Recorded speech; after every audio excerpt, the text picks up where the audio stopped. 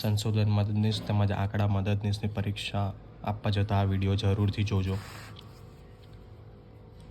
S² sigma x minus x બાર square upon n1 ને શું કહેવાય? નિરપેક્ષ નિર્દેશ વિચરણ, સાચું વિચરણ, અભિન્ન નિર્દેશ વિચરણ કે મધ્યકોનું વિચરણ? આન્સર આવશે એ. નેક્સ્ટ પ્રશ્ન તરફ આગળ વધીએ છીએ. ફિશરે તેમના વિનિમયના સમીકરણમાં નાણાંના કયા કાર્યને ધ્યાનમાં લીધું છે? વિનિમયનું માધ્યમ, મૂલ્યનું માપદંડ, વિલંબિત ચૂકવણીનું ધોરણ કે મૂલ્યના સંગ્રાહક? આન્સર આવશે વિનિમયનું માધ્યમ. નેક્સ્ટ પ્રશ્ન. ગુણોત્તર શ્રેણીના 3 પદો શોધવા માટેના પદોના સ્વરૂપની ધારણા જણાવો.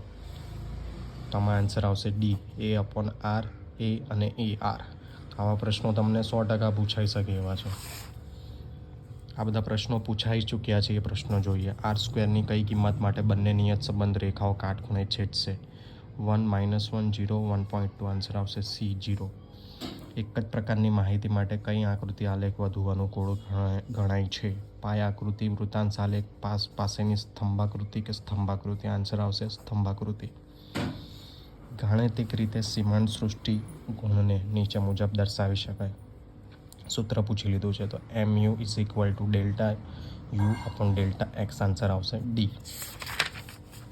તો આવા જ મહત્ત્વના પ્રશ્નો જોવા માટે અમારી ચેનલને સબસ્ક્રાઈબ કરી દો અને હા, લાઈક અને શેર કરવાનું ન ભૂલતા. ખૂબ મહેનત લાગે છે વિડીયો બનાવતા. ઓલ ધ બેસ્ટ મિત્રો.